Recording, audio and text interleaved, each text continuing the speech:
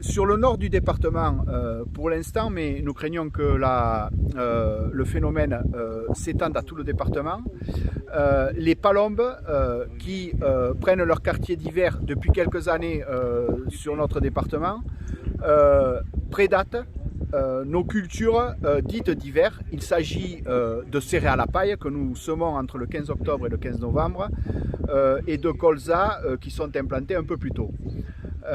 Habituellement, lorsque la chasse est autorisée, les chasseurs jouent un rôle extrêmement important concernant la protection de nos cultures, puisque en pratiquant leur acte de chasse, ils font peur aux palombes qui, plutôt que de rester à découvert sur nos parcelles, se déplacent vers les forêts et vont, plutôt que manger nos cultures, se nourrir des glands des forêts. Aujourd'hui, bien évidemment, à cause de la situation sanitaire, ce que nous comprenons, des mesures sont prises, notamment par l'État.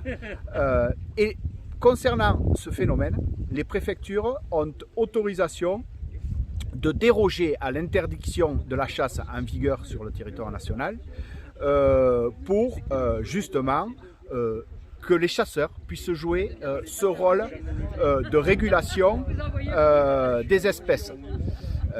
Et c'est ce que vous demandez d'ailleurs au préfet des Pyrénées-Atlantiques, c'est de autoriser plus largement la chasse à la palombe. Tout à fait. Alors, l'État dans les Pyrénées-Atlantiques, représenté par la direction des territoires et de la mer et par la préfecture, ont pris conscience de la relation entre l'agriculture et la prédation et le gibier, puisque monsieur le préfet a autorisé la chasse du sanglier, notamment, et du chevreuil, qui sont des prédateurs importants pour nos cultures. Et il a oublié dans ses autorisations, dans ses dérogations, de mentionner la palombe. Il l'a fait, mais très partiellement.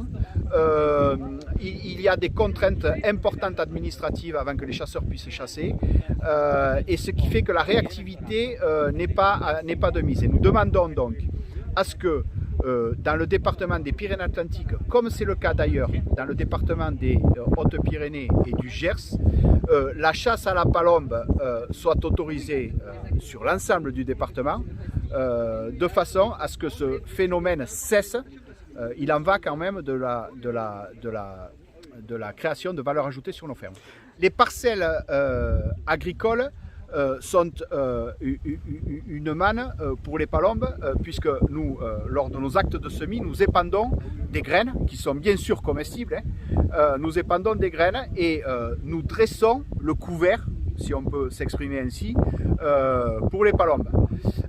Donc l'acte de chasse de déranger les palombes n'est pas de priver la palombe de toute alimentation, mais justement de déranger les palombes sur nos parcelles agricoles de façon à ce qu'elles se nourrissent ailleurs, dans les forêts, de ce que leur offre la nature, et qu'elles ne viennent pas se nourrir des graines que nous destinons à la production.